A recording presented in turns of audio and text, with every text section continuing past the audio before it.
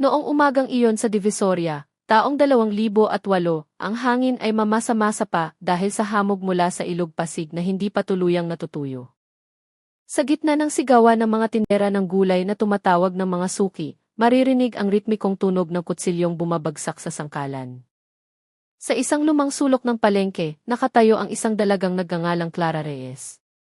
Hindi pa siya umaabot ng 30 taon, ngunit ang kanyang mga kamay ay sanay na at ang kanyang mga mata ay may dalang kapayapaan. Kilala siya bilang pinakamabait na magkakarne sa buong palengke. Ang kanyang karne ay laging sariwa, mapula at walang anumang amoy. Tuwing umaga, ang kanyang pwesto ay hindi naubusan ng mamimili. Si Aling Nena, ang katabi niyang tindera ng niyog, ay madalas magbiro, itong si Clara ay espesyal na babae. Hindi napapanis ang tinda mo kahit na napakainit ng panahon sa Maynila. Ngiti lamang ang isinasagot ni Clara. Ang biyaya po ay galing sa pusong tapat, Aling Nena. Ang mga katagang iyon ang naging tatak niya. Simple ngunit nagbibigay ng kapanatagan. Ang mga taong bumibili sa kanya ay tila gustong magtagal sa kanyang pwesto. Tila mayroong kung anong lambot sa bawat salitang lumalabas sa kanyang mga labi. Nang araw na iyon, isang lalaking nasa katanghalian ng gulang na nagngangalang Andres ang dumating ng mas maaga kaysa dati. Siya ang nagtitinda ng manok sa kabilang pasilyo at matagal ang mailihim na pagtingin kay Clara. Pinagmasdan niya ang pwesto mula sa malayo bago tuluyang naglakas loob na lumapit. Magandang umaga, Clara. Mukhang sariwang-sariwa ang mga karne mo. Tumingin si Clara sa kanya ng mailambing. Opo, kararating lang mula sa supplier sa Barrio Agos. Ngumiti si Andres. Sino ba yung supplier mo? Ang sipag naman maghatid ng madaling araw. Maikli lamang ang sagot ni Clara. Matandang kamag-anak sa probinsya. Hindi na kailangang magtanong pa. Sa ilalim ng kanyang mesang yari sa kahoy, may isang malaking bayong na natatakpan ng lumang tela ng batik. Walang sinumang nakakaalam kung ano ang laman nito. Ngunit sa tuwing bubuksan ni Clara ang bayong, isang bahagyang amoy ng metal ang sumisingaw saglit bago lamunin ng amoy ng sariwang karne. Mabilis siyang kumilos, nagtitimbang, nagbabalot at paminsan-minsan ay nakikipag-usap sa mga mamimili. Walang anumang kahina-hinala. Ngunit kung may titingin ng mas matagal, mapapansin ang isang anino ng kalungkutan sa likod ng kanyang mga mata. Pagsapit ng tanghali, lalong dumami ang tao sa palengke.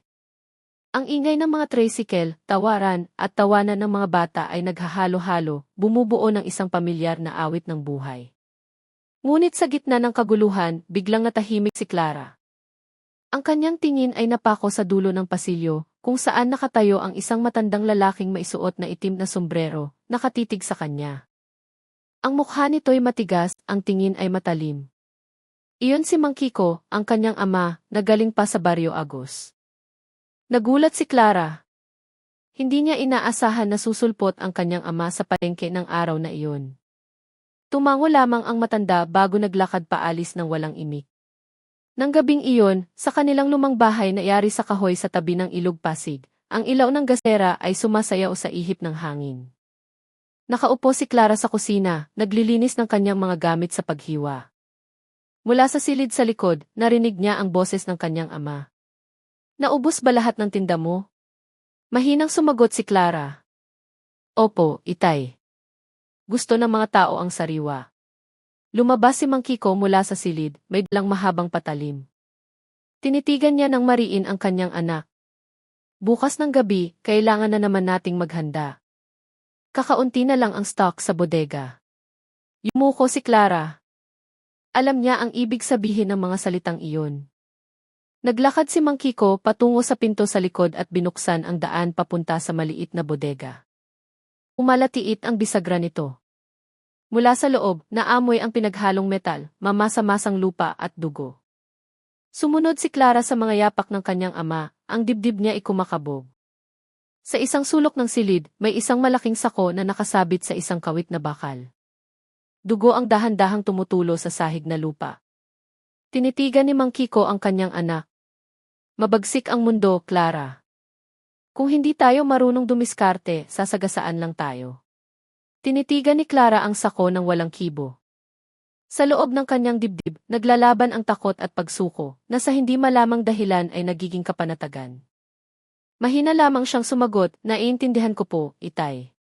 Umulan ng gabing iyon sa Maynila. Sa labas, ang agos ng ilog ay malakas, tinatangay ang mga tuyong dahon. Sa loob ng bahay, dalawang anino ang gumagalaw sa ilalim ng ilaw ng gasera. Isang matanda, isang bata. Pareho silang naghahanda ng isang bagay na hindi dapat malaman ng sinuman.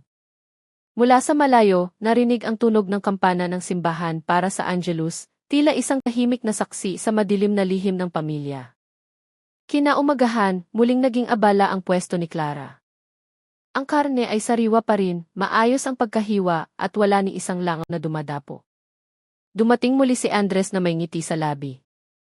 Hindi ko alam ang sikreto mo, Clara, pero kakaiba talaga ang karne mo. Ngumiti si Clara bilang tugon. Kapag niluto ng may puso, lahat ay sumasarap, Kuya Andres. Hindi niya alam na noong nakaraang gabi, sa tahimik na ilog Pasig, may isang bagay na dahan-dahang lumubog sa ilalim ng agos. Dumidilim na sa Maynila. Isa-isang sinindihan ang mga ilaw sa palengke na nagmistulang isang maliit na karagatan ng dilaw na liwanag sa gitna ng maalinsangang gabi. Mas maagang isinara ni Clara Reyes ang kanyang pwesto. Mabigat ang kanyang mga kamay, magulo ang isipan, ngunit nanatiling kalmado ang kanyang mukha. Alam niyang naghihintay ang kanyang ama sa bahay, may mga tanong na laging pareho, tungkol sa kita at sa bagong stock. Sa kabilang dako ng palengke, abala pa rin si Andres sa pag-aayos ng kanyang mga manok, ngunit paminsan-minsan ay sumusulyap ang kanyang mga mata sa direksyon ng pwesto ni Clara. May kung anong bumabagabag sa kanya. Madalas niyang makita si Clara na dumarating sa palengke ng madaling araw, bago pa man dumating ang ibang mga tindera. Minsan, hindi sinasadya, nakita niya si Clara na may bitbit na malaking sako mula sa isang tricycle na huminto sa dulo ng pasilyo. May tumulong likidong maitim na pula mula sa sako papunta sa lupa. Noong una, inisip lang ni Andres na baka sariwang karne iyon na kararating lang. Ngunit ngayong gabi, hindi niya alam kung bakit bumabalik ang alaalang iyon sa kanyang isipan.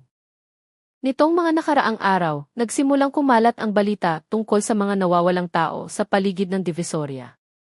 Isang binatang tagahatid ng isda ang hindi na umuwi simula noong nakaraang linggo. Isang trooper ng tricycle din ang hindi na bumalik sa kanyang pamilya. Nagbubulungan lang ang mga tao, walang nangangahas na magsalita ng malakas. Sa palengke, mas gusto ng mga taong yumuko at magkunwaring walang alam. Si Andres lang ang tahimik na sinusubukang alalahanin ang isang bagay. Ang lahat ng nawawalang tao ay huling nakita malapit sa pwesto ng karne ni Clara Reyes. Sa bahay na kahoy sa tabi ng ilog Pasig, nag-iingay ang mga kuliglig. Nakaupo si Mang Kiko sa isang silyang kawayan, may patalim sa kanyang kandungan. Nakatayo si Clara malapit sa pinto ng kusina. Itay, pwede po ba tayong tumigil muna kahit sandali? Mahina ngunit malinaw ang boses ni Clara. Tinitigan siya ng matalim ni Mang Kiko. Tumigil? Sa tingin mo ba pwedeng tumigil ang buhay, anak? Kailangan ng tao kumain, kailangan ng palengke ng karne, at kailangan nating mabuhay. Yumuko si Clara. Pero sa tuwing ginagawa natin to, pakiramdam ko lalo akong lumalayo sa sarili ko. Tumayo si Mang Kiko. Ipinatong niya ang kanyang kamay sa balikat ng anak. Huwag mong kalimutan kung sino ang nagpalaki sa'yo pagkatapos mawala ng nanay mo. Walang pakialam ang mundo kung sino ang tama. Ang mahalaga ay kung sino ang malakas. Kinagat ni Clara ang kanyang labi para pigilan ang pag-iyak. Sa kanyang isipan, biglang sumagi ang pangalan ng kanyang ina. Naaalala pa niya ang gabi kung kailan bigla na lang itong nawala sa bahay. Simula noon, hindi na nagsalita ang kanyang ama tungkol dito. Ang tanging naiwan ay isang maliit na kwintas na nakasabit ngayon sa liig ni Clara. Ngayong gabi, tila mas mabigat ang kwintas kaysa dati. Kinaumagahan, napakaraming tao sa Divisoria. May mga pulis na nakasibilyan ang naglalakad sa pagitan ng mga pwesto. Magalang silang bumabati sa mga tao, ngunit matalim ang kanilang mga tingin, may hinahanap. Sa harap ng pasukan ng palengke, may nakapaskil na papel mula sa pulisya tungkol sa mga nawawalang tao. Sa isang sulok, isang matangkad na lalaking nakaabuhing jacket ang nagmamasid sa bawat sulok ng palengke. Iyon si Inspector Ramos, isang investigador mula sa Manila Police District. Bumulong si Aling Nena sa ibang tindera, sabi nila, hinahanap daw ng pulis yung huling bumili ng karne dito. Baka karne ni Clara. Narinig iyon ni Andres na nakatayo malapit sa timbangan. Agad niyang nilapitan si Clara. Clara, mag-ingat ka. Naglilibot ang mga pulis. Sabi nila, dumadami raw ang kaso ng mga nawawalang tao. Nagulat si Clara ngunit mabilis na nagtimpi. Mahina lang siyang sumagot. Wala akong alam dyan, Kuya Andres. Nagtitinda lang ako. Ilang minuto ang lumipas, lumapit si Inspektor Ramos sa pwesto ni Clara. Magandang umaga, ma'am. Kalmado ang kanyang boses, ngunit ang kanyang mga mata ay tinusuri ang mesang puno ng hiwa ng karne. Naghahanap kami ng ilang residente na hindi pa umuwi. May nagsabi na huli silang nakita sa paligid dito. Ngumiti si Clara ng magalang. Sana po ay matagpuan na sila, sir. Tumango ang pulis at tumingin sa ilalim ng mesa. May isang malaking bayong na natatakpan ng tela ng batik. Pwede ko ba makita ang laman yan? Hinawakan ni Clara ang dulo ng tela. Kumakabog ang kanyang dibdib, ngunit nakangiti pa rin siya. Sige po, sir. Dahan-dahan niyang binuksan. Sa loob, may mga buto lamang ng baka na malinis na at mga basyong plastic bag. Matagal siyang tinitigan ni Ramos. Walang kakaiba, ngunit mayroong kung ano sa mga mata ng babae na hindi nagpapakalma sa kanya. Masyadong kalmado, tulad ng isang taong nagtatago ng isang bagyo sa loob. Pagkaalis ng mga pulis, muling lumapit si Andres. Clara, alam kong mabuti kang tao. Pero kung may itinatago ka, mas mabuting sabihin mo na ngayon bago mahuli ang lahat. Matagal na tinitigan ni Clara ang mukha ni Andres. May pagnanais na magtiwala, ngunit mayroon ding takot. Mahina lamang siyang sumagot. May mga lihim na mas mabuting manatili kung nasaan sila, Kuya Andres. Tinitigan siya ng malalim ni Andres, ngunit tumalikod na si Clara, nag-aayos ng kanyang pwesto na parang walang nangyari. Nang hapong iyon, naging kulay abo ang langit sa Maynila. Sa tabi ng ilog, nakatingin si Mang Kiko sa marahang alon habang hinahasa ang kanyang patalim. Nakatayo si Clara sa likuran niya. Ang kwintas sa kanyang liig ay kumikinang sa sinag ng papalubog na araw. Narinig ang azan mula sa malayo, ngunit walang gumalaw. Mahinang nagsalita si Mang Kiko nang hindi lumilingon, ang mundo ay nagbibigay halaga lamang sa mga taong handang dumihan ang kamay para sa malinis na buhay. Pumikit si Clara, naramdaman ang hampas ng hangin sa kanyang mukha. Sa kanyang puso, sumibol ang isang tanong na hindi pa niya kailanman naglakas loob na bigkasin. Hanggang kailan kailangang patuloy na dumaloy ang dugong ito sa ilalim ng pangalan ng biyaya? Hindi pa mataas ang sikat ng araw nang umalis si Andres sa kanyang bahay sa kabilang pampang ng ilog, may daladalang isang sakong manok gaya ng dati, ngunit puno ng ibang plano ang kanyang puso. Mula nang makausap niya si Inspektor Ramos kahapon, lalong lumakas ang kanyang kuryosidad tungkol kay Clara Reyes. Hindi siya naniniwala na ang isang babaeng tulad ni Clara ay sangkot sa masamang bagay, ngunit iba ang sinasabi ng kanyang kutob. Kaninang umaga, nakita niya ang isang tricycle na huminto sa harap ng bahay na kahoy ni Clara sa tabi ng ilog Pasig. Mula sa malayo, nakita niya si Mang Kiko at dalawang lalaki na nagbaba ng isang malaking sako. Pagkatapos noon, isinara ang pinto ng bahay. Walang ingay, walang amoy, ngunit may kung anong nagpatayo ng balahibo ni Andres. Pagka-uwi mula sa palengke, tinahak ni Andres ang isang maliit na daan patungo sa Barrio Agos, ang lugar kung saan galing si Clara. Gusto niyang alamin kung sino talaga ang supplier ng karne na sinasabi niya. Sa kahabaan ng daan, marahang sumasayaw ang mga puno ng niyog. Ang hangin sa probinsya ay mamasa-masa, may halong amoy ng putik at bulaklak ng ilang-ilang. Habang dumadaan sa isang maliit na tulay, nakita niya ang isang batang lalaki na nangingisda. Itinuro ng bata ang isang lumang gusali sa kabilang pampang. Kung hanap niyo po ang bahay ni Mang Kiko, doon po, kuya. Tumango si Andres at nagpasalamat. Nakatayo ang bahay sa dulo ng baryo, napapaligiran ng mga puno ng mangga at bakod na kawayan. Mula sa labas, mukha itong payapa, ngunit may kakaibang pakiramdam na nagpapabagal sa mga hakbang ni Andres. Mahina siyang tumawag. Tao po. Walang sagot. Sinubukan niya ulit, mas malakas ng kaunti. Bahagyang nakabukas ang pinto sa harap ngunit walang senyales ng buhay. dahan-dahan siyang pumasok. Simpleng sala na may mga silyang yantok at kaligrapiya sa dingding. Lahat ay mukhang malinis, masyadong malinis para sa isang bahay sa probinsya. Mula sa likuran, narinig niya ang tunog ng metal na nagkikiskisan. Pinigil ni Andres ang kanyang hininga. Sinundan niya ang tunog hanggang sa makarating sa kusina. Doon, may isang maliit na pintong kahoy na patungo sa isang bodega sa ilalim. Agad na tumusok sa kanyang ilong ang amoy ng lansa. Bahagyan niyang sinilip ang pinto at nanlaki ang kanyang mga mata. Sa loob, nakita niya ang isang hilera ng mga kawit na bakal na may mga piraso ng karne na nakasabit ng maayos. Sa isang sulok, may isang malaking freezer na umaandar at umuugong. Sa ibabaw nito, nakasulat sa puting tisa, stock para sa Divisoria. May narinig siyang mga yabag na papalapit. Nataranta si Andres at tumakbo palabas sa gilid na pinto. Mula sa siwang ng dingding, nakita niya si Mang Kiko na lumabas mula sa likuran, may dalang timbang metal na mailamang pulang tubig. Tumingin ang matanda sa paligid at isinara ng mahigpit ang pinto ng bodega. Tumakbo si Andres patungo sa tabi ng ilog. Humihingal siya. Alam niya na ngayon na ang malaking lihim ng pamilya ay hindi na isang simpleng tsismis. Samantala, sa palengke, balisa si Clara habang hinihintay ang kanyang ama.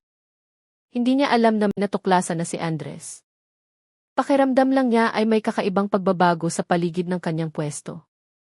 Ilang mamimili ang tila nag-aalangang bumili ng kanyang karne. Ilang tindera ang nagsimulang magbulungan. Sa dulo ng pasilyo, nakatayo si Inspektor Ramos, nagmamasid mula sa malayo.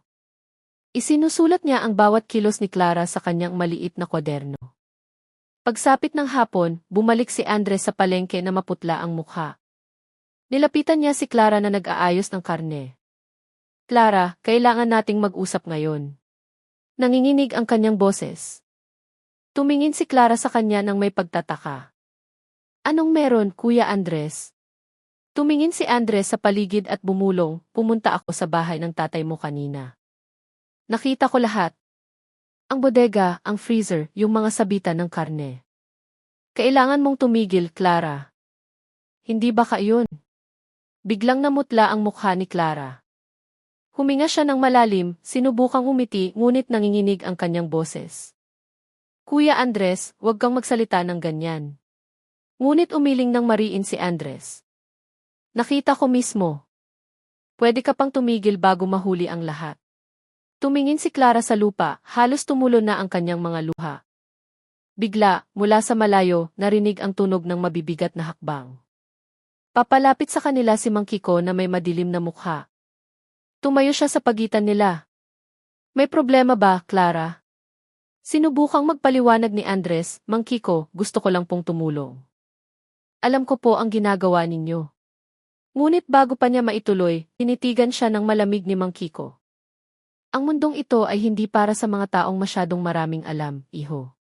Ang boses niya ay mabigat at matalim, tulad ng isang hinasaang patalim. Umatras si Andres. Alam niyang ang panganib ay direktang nakatitig sa kanyang mga mata. Nang gabing iyon, umulan ng malakas sa Maynila. Nakaupo si Clara sa kanyang silid, nakatingin sa bintana. Sa labas, kumikidlat at niyugyug ng hangin ang mga dahon ng saging sa bakuran. Naalala niya ang takot sa mukha ni Andres kaninang tanghali. Sa kanyang puso, gusto niyang tumakbo, iwanan ang lahat ng ito.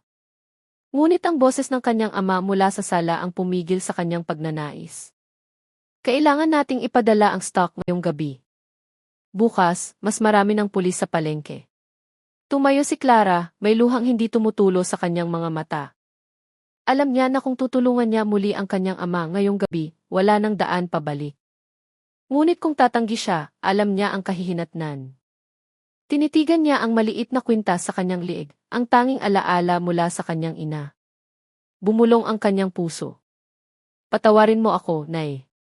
Ang mundo ay hindi nagbibigay ng lugar para sa mga babaeng mahina. Pagsapit ng hating gabi, dalawang anino ang lumabas mula sa bahay patungo sa isang maliit na bangka sa tabi ng ilog. Sa loob ng bangka, may isang malaking sako na natatakpan ng trapal. Tinitigan ni Clara ang madilim na tubig ng ilog Pasig, sumasalamin sa liwanag ng mga gasera mula sa malayo. Sa bawat paggaod, tumatalsik ang tubig, tila mga bulong ng kasalanang hindi na mabubura. Malakas ang buhos ng ulan magdamag sa Maynila. Umabot sa pampang ang tubig mula sa Ilog Pasig. Kinaumagahan, malabo pa rin ang tubig ng ilog, may dalang mga sanga at tuyong dahon mula sa kung saan. Mas tahimik ang Divisoria kaysa karaniwan. Abala ang mga tindera sa paglilinis ng putik na dala ng maliit na baha. Bahagyang huli nang dumating si Clara Reyes. Maputla ang kanyang mukha, namamaga ang mga mata na parang kulang sa tulog. Inayos niya ang karne sa kanyang pwesto na parang makina, walang gana. Bumulong si Aling Nena na nakaupo sa tabi niya. Clara, mukha kang pagod na pagod. May sakit ka ba? Ngumiti ng bahagya si Clara. Wala po, Aling Nena. Kulang lang po sa tulog. Ngunit nakita ni Aling Nena na bahagyang nanginginig ang kamay ni Clara habang nagbabalot ng karne. Gusto pa sana niyang magtanong pero hindi na niya itinuloy. May kung ano sa mga mata ng dalaga na nagpatakot sa kanya. Pagsapit ng tanghali, dumating si Inspektor Ramos sa palengke kasama ang 2 pulis. Hindi sila nakauniporme, ngunit alam ng lahat ng tindera kung sino sila. Tumayo si Ramos sa harap ng pwesto ni Clara. Magandang umaga, Ms. Clara Reyes. Nakatanggap kami ng ulat na may nawawala na naman. Isang magmamanok na nagngangalang Andres, huling nakita kahapon ng hapon dito sa paligid. Natahimik si Clara. Halos mahulog ang kutsilyo sa kanyang kamay. Nawawala si Andres. Ang mga salitang iyon ay umalinggaw sa kanyang isipan na parang malaking martilyo na dahan-dahan ngunit paulit-ulit na pumupukpok. Pinagmasdan ng maigi ni Ramos ang kanyang reaksyon. Pasensya na kung nakakaabala ako. Pero, kilala mo ba siya? Sinubukang magsalita ni Clara ngunit paos ang kanyang boses. Opo. Kaibigan ko po siya. Pero hindi ko po alam kung nasaan siya. Baka umuwi na sa kanila. Dahan-dahang tumango si Ramos, ngunit hindi inaalis ang tingin sa mukha ni Clara. Itinuro niya ang sangkalan. Mukhang iba ang karne ninyo ngayon, mas mapula kaysa karaniwan. Mahinang umiti si Clara. Dahil po sa ulan, nagbabago agad ang kulay ng karne, sir. Pero sariwa pa rin po. Pagkaalis ng mga pulis, naupo si Clara ng tahimik. Tila lumabo ang mundo sa paligid niya. Tinitigan niya ang kanyang pwesto na parang hindi sa kanya. Sa gitna ng mga hiwa ng karne, tila nakita niya ang ngiti ni Andres. Pumikit siya, ngunit hindi nawala ang imahe. Nang hapon na iyon sa maliit na himpilan ng pulisya sa tabi ng ilog, nakatitig si Ramos sa isang malaking mapa na puno ng mga pulang aspili. Bawat aspili ay tanda ng lokasyon ng mga nawawalang tao sa mga nakalipas na buwan. May maliliit na linya na nag-uugnay sa lahat ng mga punto sa iisang lugar, Barrio Agos. Sa mesa, may mga papeles mula sa ulat ng patrol kagabi. Isang residente ang nag-ulat na nakita ang isang maliit na bangka na umalis mula sa bahay ni Mang Kiko bandang hating gabi, may dalang malaking sako. Huminga ng malalim si Ramos. Alam niya ang pangalang iyon. Si Mang Kiko, ang ama ni Clara Reyes, isang dating magkakatay sa lumang palengke. Isang lalaking sinasabing isinara ang kanyang katayan matapos mamatay ng misteryoso ang kanyang asawa 20 taon na ang nakalipas. Ngayon, muling lumitaw ang kanyang pangalan sa gitna ng kaso ng mga nawawalang tao. Nang gabing iyon, tinahak ni Ramos at ng 2 pulis ang daan patungo sa Barrio Agos. Ang hangin ay mamasa-masa at tahimik. Tanging tunog ng mga palaka at hihip ng hangin mula sa ilog ang maririnig. Sa harap ng lumang bahay na kahoy, huminto sila. Isang malamlam na ilaw ang nagniningning mula sa bintana ng kusina. Sumenya si Ramos na manahimik. Sumilip sila sa siwang ng dingding. Sa loob ng bahay, nakaupo si Clara sa isang silya, walang laman ang kanyang ekspresyon. Nakatayo si Mang Kiko sa harap ng isang kabinet na bakal, naglilinis ng isang mahabang patalim. Malinaw na narinig ang kanyang boses kahit mahina. Kailangan mong maging matatag, Clara. Walang pakialam ang mundo sa mga mahihina. Tinitigan siya ni Clara ng mga pulang mata. Itay, pagod na po ako. Tinitigan siya ng matalim ni Mang Kiko. Ang pagod ay hindi dahilan para mamatay. Ang pagod ay tanda na buhay ka pa. Sumenya si Ramos sa kanyang mga tauhan. Dahan-dahan silang umatras. Alam niyang hindi pa oras para pumasok. Kailangan niya ng ebidensya. Ngunit bago sila umalis, may isang bagay na nagpahinto sa kanya. Mula sa likod ng bintana, nakita ni Ramos ang sahig ng kusina. May bakas ng dugo na hindi pa nalilinis na dumadaloy patungo sa maliit na pinto sa ilalim. Kumuha siya ng litrato gamit ang isang maliit na kamera at nagmadaling umalis. Kinaumagahan, mabilis na kumalat ang balita. Hindi pa rin natatagpuan si Andres. Nagsimulang matakot ang mga tao na pumunta sa palengke. Ilang tindera ang tumangging magtinda malapit sa pwesto ni Clara. Sinubukan ni Aling Nena na pakalmahin ang sitwasyon, ngunit siya man ay natatakot. Clara, kung totoo mang may masamang nangyayari, mas mabuting magsumbong ka na sa pulis. Tinitigan ni Clara si Aling Nena ng mga pagod na mata. Kung sasabihin ko po ang katotohanan, maniniwala po ba ang mundo, Aling Nena? Nang gabing iyon, umuwi si Clara na may mabigat na mga hakbang. Naghihintay si Mang Kiko sa kusina. Ang kanyang mukha ay matigas na parang bato. Dumating na naman ang mga pulis kanina. Opo, tumango si Clara. Tinitigan siya ng matalim ni Mang Kiko.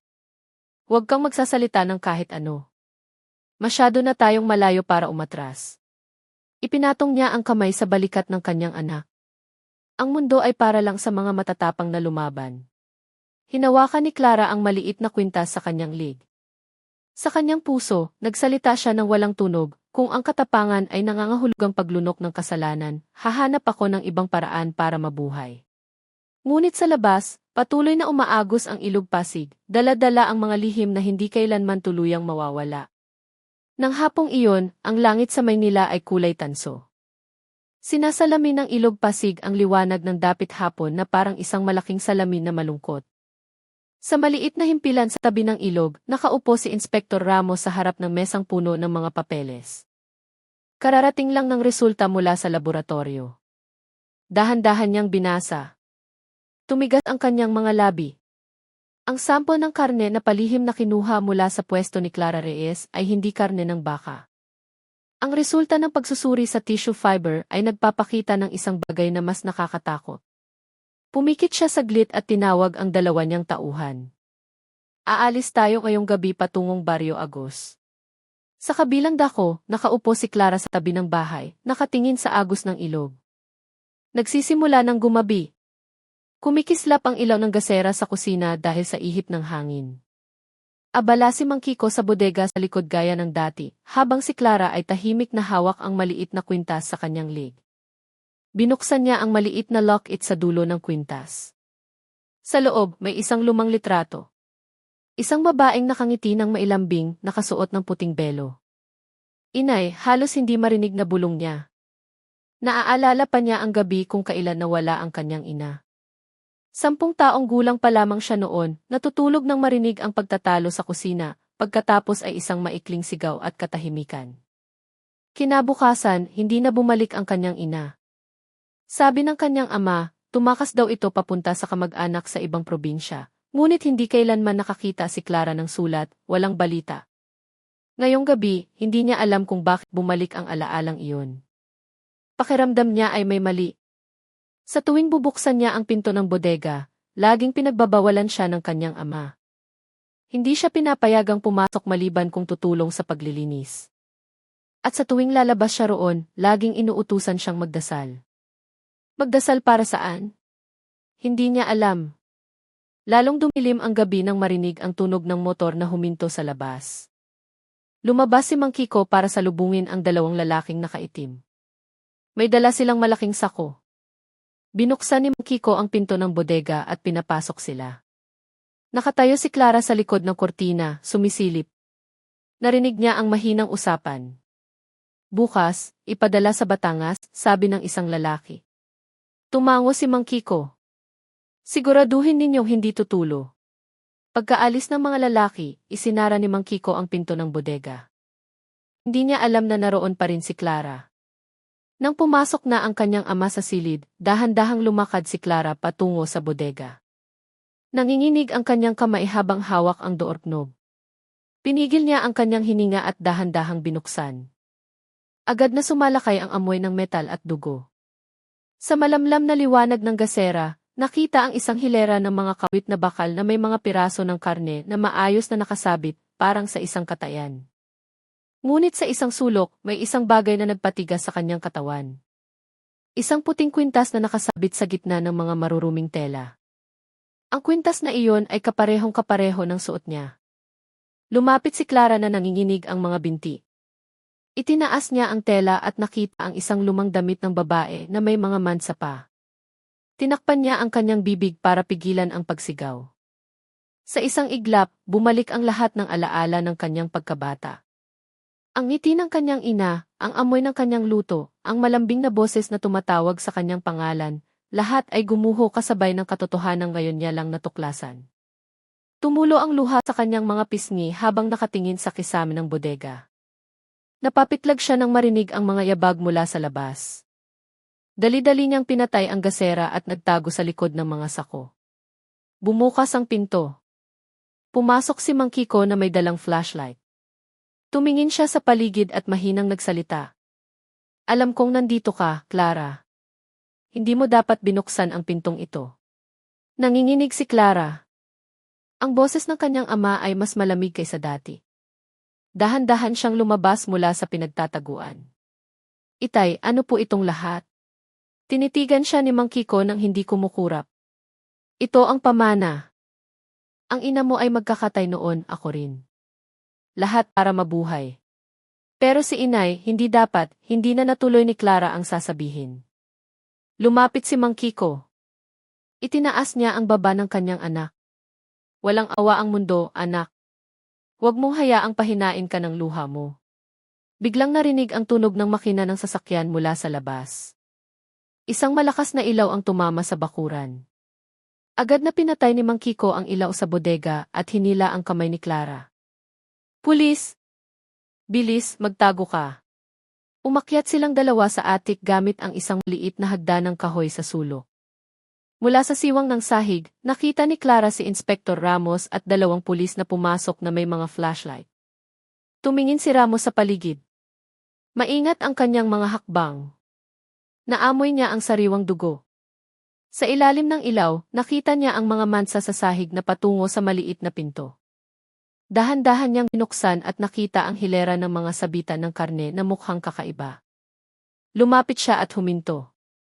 May isang maliit na piraso ng buto na masyadong pino para sa isang baka.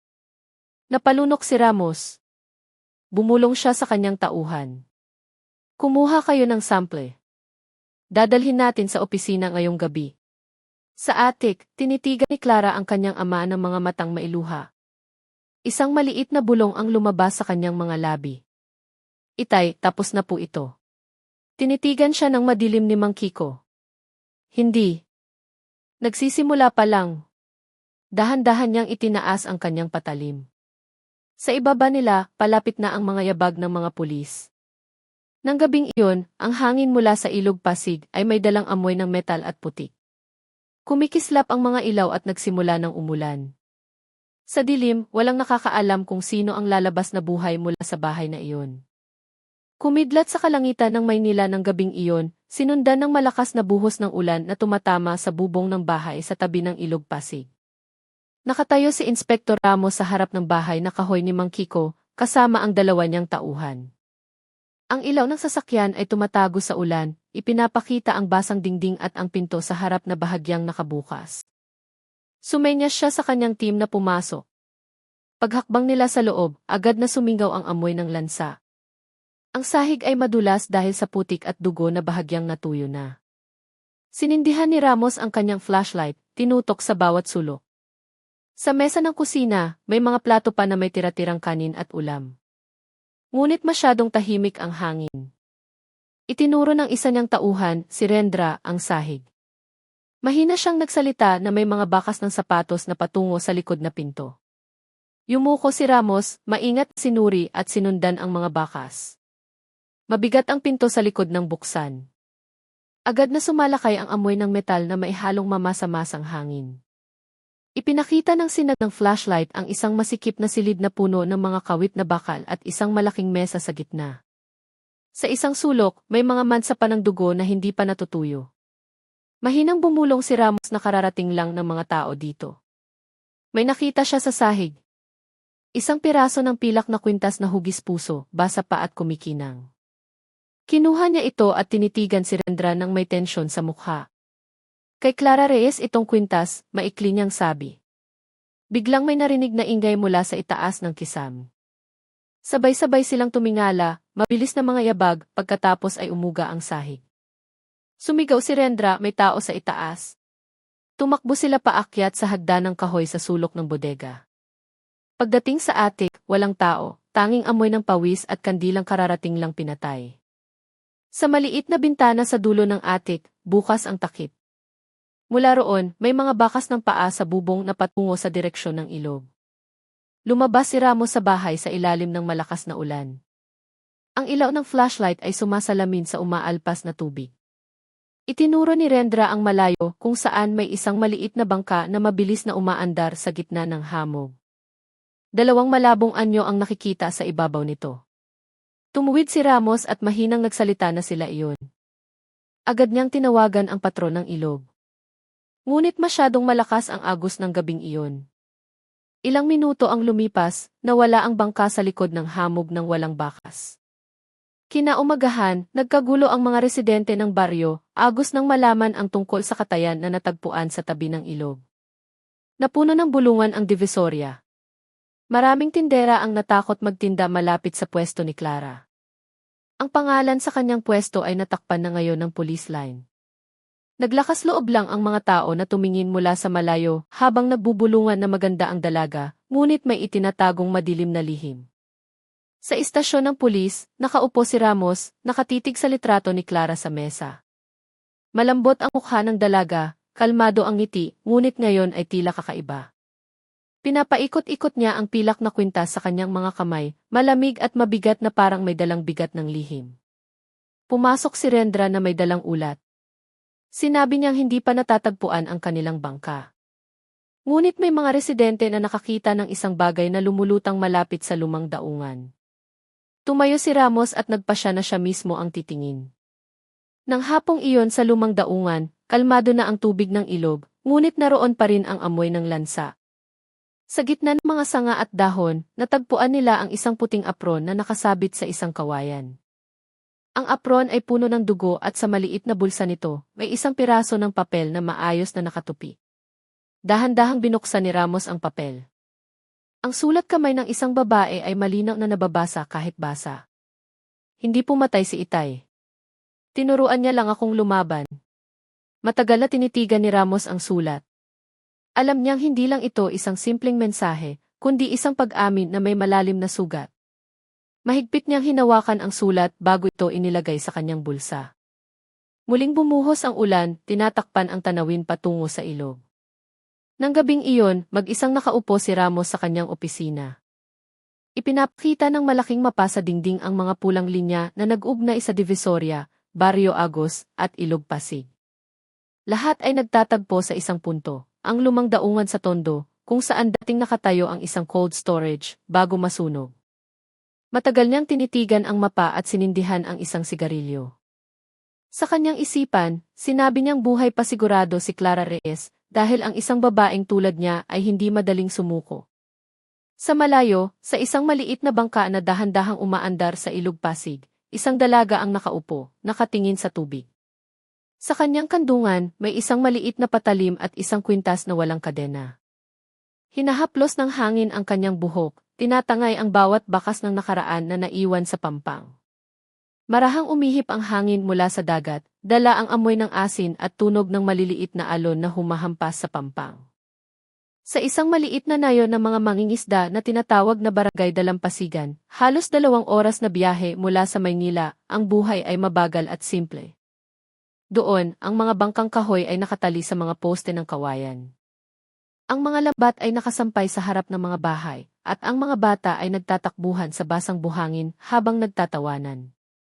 Sa gitna ng mga bahay na nakatayo sa poste na may dingding na tabla, may isang maliit na bahay na kararating lang ng bagong nakatira 1 buwan na ang nakalipas. Ang nakatira ay isang dalagang nagngangalang Clara Reyes, na kilala ng mga taga roon bilang si Knisa. Dumating siya na may simpleng kasuotan, may dalang isang lumang maleta at isang maliit na bayong. Hindi siya palasalita, sinabi lang na gusto niyang magbukas ng maliit na negosyo ng pagbebenta ng mga ulam na luto na para sa mga mangingisda. Tuwing umaga, naglilibot si Clara sa nayon dala ang kanyang paninda. Nagbebenta siya ng isda, gulay at kaunting karne na maayos na nakabalot. Gusto siya ng mga tao dahil sa kanyang malumanay na pananalita at palakaibigang mukha. Ngunit, walang nakakaalam kung saan niya kinukuha ang sariwang karne na laging mukhang bago kahit na malayo ang nayon sa lungsod. Isang hapon, nang ang langit ay kulay kahel at ang mga ibon ay umiikot sa itaas ng tubig, isang matandang mangingisda na nagngangalang Tata Selo ang lumapit sa kanya. Umupo siya sa bangko sa harap ng bahay ni Clara habang umiinom ng kape. Nisa, mahina niyang sabi. Narinig ko'y tagamay nila ka raw dati. Tumango si Clara, ang mga mata ay nakatingin sa malayo, sa dagat. Opo, tata, pero wala na po akong sinuman doon. Dahan-dahang tumango si Tata Selo. Hindi na siya nagtanong pa, ngunit sa kanyang puso, nararamdaman niyang may itinatago ang dalaga. Pagsapit ng gabi, nalunod sa dilim ang nayon. Tanging mga ilaw ng gasera ang sumasayaw sa harap ng mga bahay. Nakaupo si Clara sa kusina. Sa harap niya, may isang mesang kahoy na may maliit na mga gamit sa paghiwa. Nakatitig siya sa isang piraso ng karne sa sangkalan. Nanginginig ang kanyang mga kamay nang magsimula siyang maghiwa. Ngunit nanatiling kalmado ang kanyang mukha. Sa kanyang puso, bumulong siya na ayaw na niyang gawin ito muli. Pero hindi niya alam kung bakit, ang isang boses mula sa kanyang isipan ay paulit-ulit na parang alinggaw. Walang lugar ang mundo para sa mga mahihina. Sa labas, may narinig siyang mga yabag na dumadaan sa tapat ng kanyang bahay. Mabilis niyang isinara ang kortina, pinigil ang hininga. Mula sa siwang ng tela, nakita niya ang anino ng isang tao na huminto sa harap ng bahay, nakatingin sa pinto. Pagkatapos ay naglakad ito paalis, nag-iwan ng mga baka sa buhanginan. Muling naupo si Clara sa kanyang silya, pumikit. Bumalik ang mga anino ng nakaraan. Sumagi sa kanyang isipan ang mukha ng kanyang ama, kasama ng dugo at ilog na malakas ang agos noong gabing umuulan. Kinaumagahan, nagsimulang kumalat ang isang kakaibang balita sa nayon. Isa sa mga binatang mangingisda na laging umaalis bago mag-umaga ay hindi pa bumabalik hanggang tanghali. Ang kanyang bangka ay natagpo ang palutang-lutang sa bukana ng dagat, may mga lambat na nakakalat at ilang pulang mansa sa loob. Nagsimulang mag-alala ang mga residente. Sabi ng ilan, baka gawa iyon ng buwaya. Ang iba naman ay nagbubulungan na may mga hindi nakikitang nilalang sa paligid ng nayon simula nang dumating ang dayuhang babae. Pagsapit ng hapon, 2 pulis mula sa Maynila ang dumating sa nayon. Ipinadala sila ni Inspektor Ramos para hanapin ang bakas ni Clara Reyes. Sa dahilan na sinusuri ang permit sa pagtitinda, naglibot sila habang nagpapakita ng litrato. Kaunti lang ang nakakilala, ngunit nang ipakita ang litrato kay Tata Selo, bahagyang nanigas ang kanyang mukha. Sabi niya, mag-ingat kayo, nanginginig ang kanyang boses. Nakatira ang babaeng iyan sa bahay sa dulo ng daungan, pero pakiusap, huwag ninyo siyang sasaktan. Hindi siya tulad ng iniisip ninyo. Nagpasalamat ang mga pulis at naglakad patungo sa bahay ni Clara. Ngunit pagdating doon, bukas na ang pinto. Sa mesa sa harap, may isang basket ng sariwang isda at isang maliit na sulat na may maayos na pagkakasulat. Gusto kong mamuhay tulad ng iba, pero laging hinahanap ako ng nakaraan. Sa ilalim ng sulat, may isang pilak na kwintas na dati nang nakita ni Ramos, hugis puso. Nang gabing iyon, nakatanggap si Ramos ng ulat mula sa kanyang mga tauhan na posibleng tumakas si Clara gamit ang isang bangka patungo sa direksyon ng Mindoro. Matagal siyang nakatayo sa harap ng mapa. Tinukoy ng kanyang daliri ang linya ng ilog na nagtatapos sa malawak na dagat. Sa kanyang puso, alam niyang hindi pa tapos ang paghahanap. Samantala, sa gitna ng dagat, isang maliit na bangka ang dahan-dahang umaandar sa gitna ng hamog. Nakasandal si Clara, nakatingin sa mga alon. Malamig ang ihip ng hangin, ngunit kalmado ang kanyang mukha. Tinitigan niya ang buwan na sumasalamin sa tubig at bumulong sa sarili na marahil mas tapat ang dagat kaysa sa lupa. Doon, kahit paano, ang dugong dadaloy ay matutunaw ng hindi nag-iiwan ng pangalan. Sinalubong ng isla ng Mindoro ang umaga ng may abong kalangitan at maalat na hangin na tumutusok sa balat. Dahan-dahang humahampas ang mga alon sa baybayin ng Puerto Galera, nag-iiwan ng puting bula sa buhanginan. Sa gitna ng mga puno ng nyog, may isang maliit na kubo na yari sa kawayan. Doon naninirahan si Clara Reyes sa loob ng 2 linggo. Tinatawag siya ng mga taga-roon na Nisa, isang tahimik na dayuhan na bihirang magsalita. Tumutulong siya sa paglilinis ng isda sa daungan, pagpapatuyo ng mga huli, at paminsan-minsan ay nagbebenta ng mga lutong ulam sa maliit na palengke. Tuwing umaga, pumupunta siya sa dalampasigan bago sumikat ang araw. Tinititigan niya ang dagat na may malalim na tingin na parang may hinahanap na hindi nakikita. Para sa mga residente, si Nisa ay isang ulilang dalaga na nakikipagsapalaran. Ngunit para sa kanyang sarili, siya ay isang taong tumatakas mula sa kasalanan. Isang hapon, nang ang langit ay nagsimulang mamula, nakilala ni Clara ang isang matandang lalaki sa harap ng isang kapihan malapit sa daungan. Ang lalaki ay may puting balbas, nakasuot ng lumang damit at may dalang tungkod na kahoy. Kilala siya bilang si Calando, isang dating lider ng komunidad sa lungsod na piniling manirahan sa isla. Binati niya si Clara ng isang magiliw na ngiti. "Anak, ang mukha mo ay parang may dalang mabigat na pasanin." Yumuko si Clara. "Pagod lang po sa buhay, tay." Umupo ang matanda sa isang bangkong kahoy, nakatingin sa dagat na nagsisimula ng dumilim. Ang pagod minsan ay hindi dahil sa trabaho, kundi dahil sa pusong hindi pa nakikipagbati sa sarili. Natahimik si Clara. Ang mga salitang iyon ay tila tumama sa isang lumang sugat sa loob niya. Ilang araw ang lumipas, madalas nang bumisita si Clara sa bahay ni Calando sa tabi ng dagat. Simpleng bahay lamang iyon, puno ng mga lumang libro at amoy ng insenso. Madalas magsalita ang matanda tungkol sa buhay, sa pagsisisi, at sa daan pabalik para sa mga naligaw. Hindi niya kailanman tinanong ang nakaraan ni Clara, nakikinig lamang sa tuwing nagsasalita ang dalaga. Isang gabi, sa ilalim ng malambot na liwanag ng buwan, sa wakas ay ibinahagi ni Clara ang isang bahagi ng kanyang kwento. Ikinuwento niya ang tungkol sa isang malupit na ama, tungkol sa dugo at ilog, tungkol sa takot na naging isang nakasanayan. Mahina ang kanyang boses, ngunit walang laman ang kanyang mga mata. Nakikinig si Calando ng walang paghusga. Pagkatapos ng mahabang katahimikan, mahina siyang nagsalita. Minsan, ang mga taong masama ay hindi dahil gusto nilang maging masama, kundi dahil hindi nila alam ang ibang paraan para mabuhay. Ngunit kung namulat ka na, ibig sabihin ay bukas pa ang pinto ng Diyos. Simula ng gabing iyon, unti-unting nagbago si Clara. Nagsimula siyang tumulong sa maliit na kapilya sa tabi ng dagat, nag-aayos ng mga banig, naghahanda ng tubig, at muling natutong magdasal. Sa tuwing itinataas niya ang kanyang mga kamay, tumutulo ang kanyang mga luha. Pakiramdam niya ay para siyang isang batang muling natututong magsalita, matapos ang mahabang pananahimik. Ngunit, hindi madaling mawala ang mga anino ng nakaraan. Ilang beses siyang nagigising sa hating gabi, dahil sa masamang panaginip, nakikita niya ang ilog Pasig na kulay pula, naririnig ang boses ng kanyang ama na nagsasabing walang awa ang mundo. Mahina siyang sumisigaw at pagkatapos ay yumayakap sa kanyang mga tuhod. Sa labas, patuloy ang pagdating at pag-alis ng mga alon na parang mahabang hininga ng mundo. Samantala, sa Maynila, nakatanggap si Inspektor Ramos ng ulat mula sa daungan. May isang babaeng kahawig ni Clara Reyes na nakita sa isang barko patungong Mindoro. Agad siyang tumawid kasama ang 2 niyang tauhan. Sa kanyang isipan, alam niyang hindi magiging madali ang pagkikita nila sa pagkakataong ito. Hindi na niya gustong manghuli, kundi gustong malaman kung bakit kailangang magtapos ang lahat sa dugo. 2 araw ang lumipas, dumating sila sa Puerto Galera. Nagpanggap si Ramos na isang turista. Naglakad siya sa maliit na palengke at nakipag-usap sa mga residente.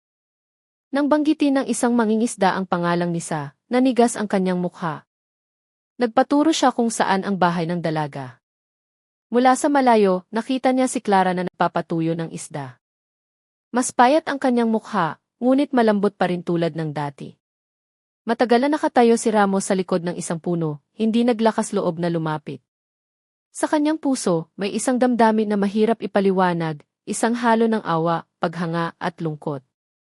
Alam niyang hindi lubusang masama ang dalaga. Ang mundo ang nagtulak sa kanya sa dilim, ngunit ang batas ay batas at hindi niya maaaring hayaang malunod na lang ang nakaraan. Pagsapit ng dapit hapon, sa wakas ay kumatok siya sa pinto ng bahay ni Clara. Tinitigan siya ng dalaga na may maputlang mukha. Matagal silang nagtitigan bago mahinang nagsalita si Ramos, "Hindi ako naparito para hulihin ka. Gusto ko lang marinig ang katotohanan mula mismo sa'yo." Tumingin si Clara sa dagat sa likuran niya. Dahan-dahang sumayaw ang kanyang buhok sa ihip ng hangin.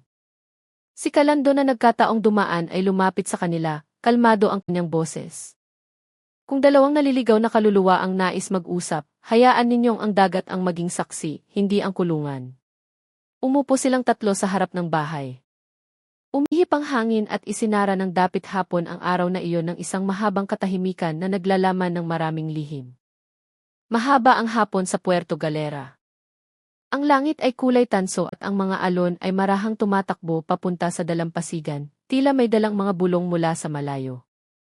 Nakaupo si Clara Reyes sa harap ng kanyang bahay na kawayan, kaharap si Inspektor Ramos na dumating ng walang uniforme, tanging may pagod na anyo sa kanyang mukha. Sa pagitan nila, may isang tasang kape na nagsisimula ng lumamig at ang tunog ng mga ibon na paminsan-minsan ay bumabasag sa katahimikan. Sa mahabang panahon, walang nagsalita. Ang hangin ay may dalang amoy ng asin at basang kahoy. Sa wakas, nagsalita si Clara sa mahinang tono. "Sir, hindi po ako ipinanganak para maging ganito. Dati po, takot ako sa dugo, umiiyak pa nga po ako kapag may kinakatay na manok. Pero pinipilit po ng buhay na magbago ang isang tao." Tinitigan ni Ramos ang mukha ng dalaga. Ang mukha na dati niyang nakita sa Divisoria na puno ng malambot na ngiti. Ngayon ay tila isang anino na lamang ng nakaraan. Hindi siya nagsusulat, hindi nagre-record, nakikinig lamang. Nagsimulang magkwento si Clara tungkol sa kanyang ina, isang mabuting babae na madalas takpan ang mga sugat sa kamay dahil sa kalupitan ng kanyang asawa. Tungkol sa gabi kung kailan nawala ang kanyang ina at sinabi ni Mang Kiko na hindi kailangan ng mundo ang mga mahihina. Tungkol sa mga araw kung saan tinutulungan niya ang kanyang ama sa kusina. Naghihiwa ng karne nang hindi alam kung kaninong karne ang kanyang hinahawakan. Nalaman na lamang niya na mali ang lahat ng masyado nang malalim ang kanyang pagkasangkot. Yumuko si Clara, basa ang kanyang mga mata. "Isang araw po, sinubukan kong tumakas pero natagpuan ako ni Itay sa tabi ng ilog. Sabi niya, ang buhay daw ay parang agos. Kung lalabanan, malulunod. Kaya tumigil na po akong lumaban. Nagsimula po akong magtinda ng karne sa palengke. Tuwing umaga, tinititigan ko ang mga taong nakangiti pagkatapos bumili. Sabi nila, sariwa daw ang karne ko, pero hindi nila alam kung gaano karaming kaluluwa ang lumubog sa ilog na iyon." Huminga ng malalim si Ramos, hinahaplos ng hangin ang kanyang buhok. Mahina siyang nagsalita na alam niya na ang pagsisisi ay mas mabagal pumatay kaysa sa isang kutsilyo. Ngunit bawat tao ay may pagkakataon pa ring ayusin ang kanyang buhay. Tumingin si Clara sa dagat, nanginginig ang kanyang boses. "Kung aayusin ko po ang buhay ko, mawawala po ba ang kasalanan ng iba?" Natahimik na naman sila, tanging ang tunog ng mga alon ang sumasagot. Mula sa malayo, dumating si Calando na may dalang lampara.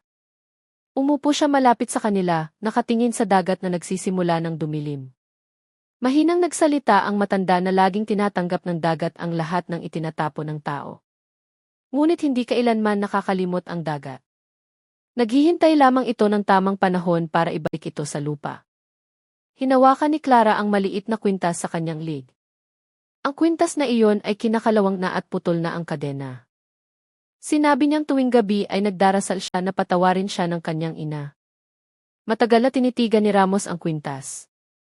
Alam niyang sa likod ng maliit na bagay na iyon ay may mahabang kwento ng pagkawala. Dahan-dahang bumaba ang gabi. Nagsimulang marinig ang tunog ng mga kuliglig mula sa likod ng mga puno ng niyog. Sumasayaw ang apoy ng lampara sa ihip ng hangin. Tinitigan ni Clara si Ramos ng mga matang puno ng pagod. Sinabi niyang gusto niyang sumuko, ngunit hindi sa kulungan kundi sa Diyos. Gusto niyang magsimula ng bagong buhay na malayo sa dugo at palengke. Tinitigan siya ng malalim ni Ramos. Alam niyang kung babalik ang dalaga sa lungsod, hindi siya kikilalanin ng batas bilang isang nagsisising kaluluwa, kundi bilang isang salarin. Ang mundo ay madalas na masyadong malamig para unawain ang mga taong nadapa, ngunit gustong tumayo muli. Sa wakas, mahina siyang nagsalita, hindi kita dadalhin doon, pero huwag ka nang tumakas muli sa katotohanan. Yumuko si Clara, dahan-dahang tumango. Alam niyang ang mga salitang iyon ay hindi nangangahulugang kalayaan, ngunit nagbibigay ng espasyo para makahinga ang kanyang kaluluwa. Sinabi niyang bukas ng umaga ay pupuntahan niya si Calando para magdasal at humingi ng lubos na kapatawaran. Tumayo si Ramos, nakatingin sa dagat na ngayon ay tuluyan ng madilim. Nagpaalam siya ng walang salita, tinitigan lamang muli ang mga mata ni Clara at naglakad paalis. Dala ng hangin ang tunog ng kanyang mga tsinelas na dahan-dahang nawawala sa buhanginan. Nakaupo pa rin si Clara, nakatingin sa mga alon, pakiramdam ay magaan sa unang pagkakataon sa loob ng maraming taon. Ngunit hindi kalayuan, sa likod ng mga puno ng bakawan, dalawang anino ang tahimik na gumagalaw. Hindi sila mangingisda at hindi taga-nayon. Ang kanilang mga mukha ay natatakpan ng madilim na tela. Ang kanilang mga hakbang ay mabagal ngunit tiyak. Isa sa kanila ay may dalang mahabang kinakalawang na patalim at sa kanyang kamay, hawak niya ang isang kupas na litrato ni Mang Kiko. Nang gabing iyon, nagtago ang buwan sa likod ng mga ulap. Sa hangin, naamoy ang bahagyang amoy ng metal, tulad ng isang lumang alaala na muling nabuhay. Hindi alam ni Clara na ang kasalanan ng nakaraan na gusto niyang iwanan ay paparating na para hanapin siya sa tahimik na dalampasigang iyon. Mabigat ang gabi sa Puerto Galera. Ang hangin mula sa dagat ay may dalang amoy ng asin na may halong basang kahoy. Marahang humahampas ang mga alon. Ngunit sa gitna ng mga tunog ng kalikasan, may kung anong nagpalamig at nagpabigat sa hangin. Dalawang anyo na nakaitim ang naglalakad sa isang landas sa gitna ng mga puno ng bakawan. Halos hindi marinig ang kanilang mga hakbang. Tanging tunog ng mga napuputol na sanga ang paminsan-minsang nagpapahiwatig ng kanilang presensya. Sa maliit na bahay na kawayan sa tabi ng dalampasigan, kararating lang ni Clara Reyes na magsindi ng gasera. Nakaupo siya malapit sa bintana, nakatingin sa madilim na dagat. Ang kanyang isipan ay lumilipad sa usapan nila ni Inspektor Ramos kaninang hapon. Sa unang pagkakataon sa kanyang buhay, naramdaman niyang may nakinig sa kanya ng walang paghuhusga. Balak niyang puntahan si Calando bukas ng umaga, upang humingi ng panalangin para tuluyan ng maiwanan ang nakaraan. Ngunit may ibang plano ang gabi. May narinig siyang mga yabag na papalapit. Dahan-dahan, huminto ang tunog sa harap ng kanyang bahay. Tumayo si Clara, nakatingin sa pinto na may kumakabog na dibdib. Mahina siyang tumawag. Sino yan? Walang sagot, tanging hihip ng hangin na dumadaan sa siwang ng dingding na kawayan. Kinuha niya ang lampara at lumapit. Nang malapit na ang kanyang kamay sa doorknob, bumukas ang pinto ng kusa na may mahabang alatiit. Dalawang lalaki ang nakatayo sa bukana, ang kanilang mga mukha ay natatakpan ng madilim na tela. Isa ay matangkad na may peklat sa leg. Ang isa naman ay mataba at may dalang maliit na sako. Umatras si Clara. Nagsalita ang matangkad na lalaki sa mababa at mabigat na boses.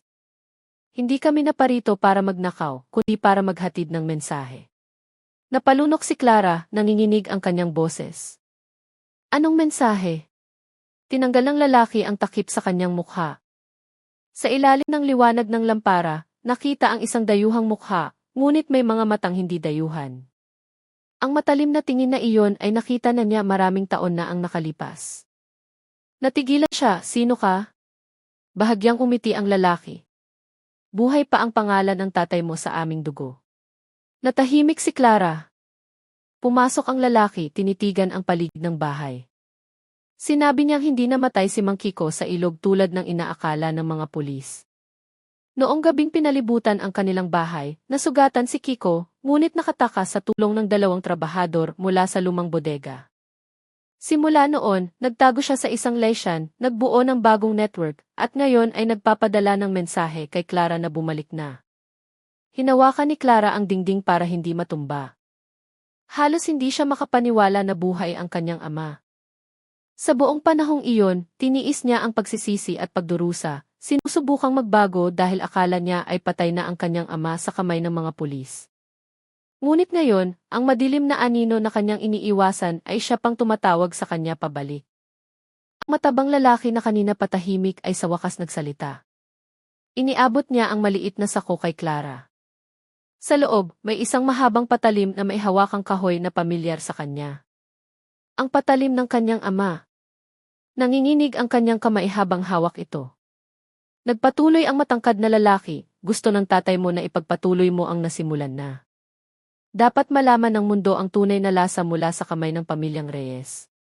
Sinabi pa niya na sa Batangas, may bagong palengke na naghihintay sa tinda mo. Tinitigan sila ni Clara na may maputlang mukha. Mahina siyang nagsalita na ayaw na niyang bumalik sa dating landas. Tumawa ng maikli ang lalaki. Hindi nalilinis ng dasal ang dugo. Tinitigan siya ng matalim. Naniniwala ang tatay mo na maiintindihan mo. Isang tunog ng mga yabag mula sa labas ang pumutol sa tensyon. Lumitaw si Calando sa harap ng bahay na may dalang lampara. Nakita niya ang dalawang lalaki at sumigaw na umalis sila. Lumingon ang matangkad na lalaki. Nanliit ang kanyang mga mata. Matanda, huwag kang makialam. Ngunit tumayo ng tuwid si Calando kahit nanginginig ang kanyang katawan. Sinabi niyang sinumang dumating na may masamang hangarin ay aalis kasama ang dilim na dala nila. Tumayo si Clara sa pagitan nila, puno ng takot ang kanyang mga mata. Lumakad ang matabang lalaki, ngunit sumigaw si Clara na tumigil sila. Malakas niyang sinabi na patay na ang nakaraan at hindi na siya babalik. Tinitigan siya ng malamig ng matangkad na lalaki. Kung ganoon, ang tatay mo na mismo ang susundo sa'yo. Pagkasabi noon, dahan-dahan silang umatras at nawala sa dilim ng gabi. Lumapit si Calando kay Clara, hinawakan ang kanyang balikat. Nanginginig ng malakas ang katawan ng dalaga. Sinabi niyang marahil ito na ang panahon para harapin niya ang lahat. Tumingin si Clara sa dagat sa harap ng bahay. Ang mga alon ay kumikinang sa ilalim ng liwanag ng buwan. Sa kanyang puso, alam niyang hindi titigil ang dilim hanggat hindi niya mismo ito tinatapos. Kinaumagahan, bago sumikat ang araw, nakatayo si Clara sa tabi ng dalampasigan, dala ang patalim na pamana ng kanyang ama. Marahang umihip ang hangin, may dalang balita mula sa kalupaan. Ipinangako niya sa sarili na kung totoong buhay pa ang kanyang ama, hahanapin niya ito. Ngunit hindi bilang isang masunuring anak, kundi bilang isang anak na gustong wakasan ang dugong matagal ng dumadaloy sa kanilang pamilya. Tinabunan ng bukang liwayway ang isla ng Mindoro ng isang maputlang liwanag. Ang langit ay kulay abo at ang hangin ay may dalang amoy ng asin mula sa dagat. Sa dalampasigan ng Puerto Galera, tahimik na nakatayo si Clara Reyes, nakatingin sa mga alon na marahang humahampas sa mga bato. Hawak niya ang kinakalawang na patalim na pamana ng kanyang ama. Ang patalim ay tila malamig na parang nagtatago pa ng mga kwentong madugo na hindi pa tapos. Balak niyang iwanan ang lahat. Mula sa dalampasigang iyon, tatawid si Clara papuntang Batangas, patungo sa lugar kung saan nagsimula ang lahat ng kasalanan ng kanyang pamilya, ang Latyan ng Agos sa liblib na bahagi ng probinsya. Doon, dating nagtayo ang kanyang ama, si Mang Kiko, ng isang katayan na tinawag nilang Ibodega, ang lugar na nagpabago sa kanilang buhay at nagdala sa kanila sa dilim. Sumakay si Clara sa isang bangka ng mangingisda patungo sa daungan ng Batangas. Marahang humahampas ang mga alon sa gilid ng bangka, lumilikha ng isang malambot na tunog na parang malungkot na awit. Tahimik siyang nakaupo, nakatingin sa abot tanaw. Sa kanyang puso, may kaunting takot pa rin, ngunit mas malaki ang pagnanais na tubusin ang lahat ng nangyari. Pagkatapos tumawid, sumakay siya sa isang truck ng kargamento, patungong liblib na lugar. Mahaba at tahimik ang daan. Paminsan-minsan, bumababa ang hamog, tinatakpan ang kagubatan sa magkabilang gilid ng daan. Hindi gaanong nagsasalita si Clara. Nagdarasal lamang siya sa kanyang puso na sana ang kanyang mga hakbang ngayon ay ang huling hakbang sa isang paglalakbay na puno ng dugo. Pagsapit ng gabi, huminto ang truck sa isang sangandaan. Tumanggi nang magpatuloy ang trooper. Sabi niya, maraming nawawala sa lugar na iyon at hindi na bumabalik. Yumuko lamang si Clara at mahinang sinabi na hindi siya natatakot. Bumaba siya at naglakad sa isang landas patungo sa Lasyan. Lalong kumapal ang hamog. Ang hangin ay mamasa-masa at mabigat.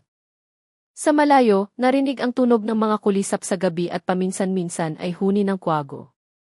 Dahan-dahang lumakad si Clara sa gitna ng mga puno ng bakawan na ang mga ugat ay nakausli mula sa lupa. Sa ilalim ng liwanag ng buwan, ang ibabaw ng tubig sa Latyan ay kumikinang na parang itim na salamin. Isang masangsang na amoy ang tumusok sa kanyang ilong. Isang amoy na matagal na niyang kilala. Sa gitna ng lachian, nakatayo ang isang lumang kubo. Ang mga dingding nito ay tagilid, ang bubong ay butas-butas. Ngunit mula sa siwang ng pinto, may isang dilaw na liwanag na malamlam. Lumapit si Clara. Kumakabog ng malakas ang kanyang puso.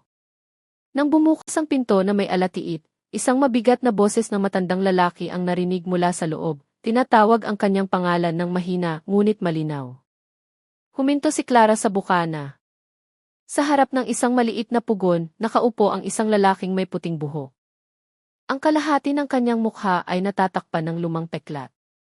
Bulag ang kanyang kanang mata, ngunit ang kaliwang mata ay matalim pa rin ang tingin. Dahan-dahan siyang tumayo, payat ngunit matatag ang katawan. Anak ko, sabi niya na may paos na boses. Alam kong darating ka.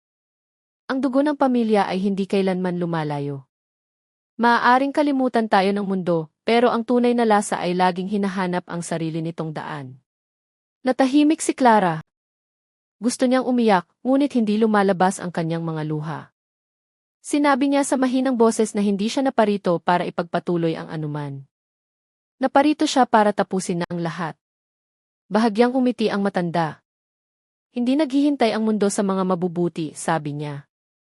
Naghihintay lang ang mundo sa mga matatapang. Pagkatapos ay binuksan niya ang isang malaking bowl sa sulok. Mula sa loob, nakita ni Clara ang mga balot ng sariwang karne na maayos na nakasalansan. Agad na pinuno ng amoy ng lansa ang silid. Tumingin sa ibang direksyon si Clara, nanginginig ang kanyang kamay nang sabihin niyang gusto niyang sunugin ang lahat ng iyon. Tinitigan siya ng matalim ng matanda, ang kanyang mga matay kumikinang na parang baga. Nangangahas kang labanan ang sarili mong dugo, sabi niya. Kung marumi ang dugo ko, mas mabuting itapon ko na ang lahat ngayong gabi, mahinang sagot ni Clara. Napuno ng katahimikan ang silid. Pagkatapos, sa isang iglap, itinaas ng matanda ang isang malaking itak mula sa dingding at iwinasiwas ito kay Clara. Isang malakas na tunog ng metal ang narinig ng salagin ito ni Clara ng maliit na patalim sa kanyang kamay. Hindi nagtagal ang laban, ngunit bawat galaw ay tila mabigat. Ang itak ay tumama sa mesa, nabasag ang kahoy at halos mamatay ang ilaw ng gasera. Gumalaw si Clara na humihingal at sinaksak ang braso ng kanyang ama. Umagos ang dugo sa sahig na kahoy.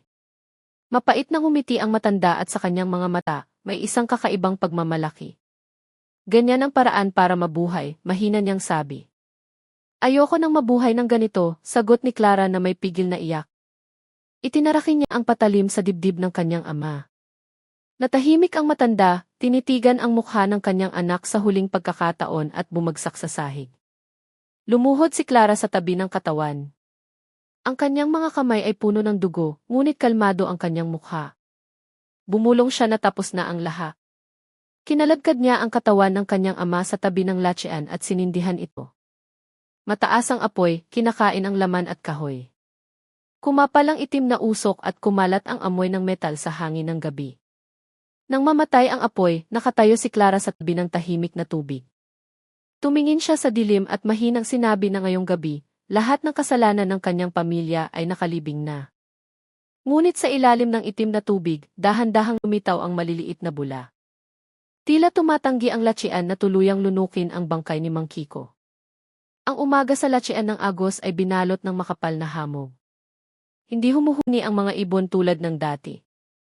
Tanging ang hihip ng hangin na dumadaan sa matataas na puno sa tabi ng tubig ang maririnig. Nakatayo si Clara Reyes sa gitna ng usok mula sa apoy kagabi.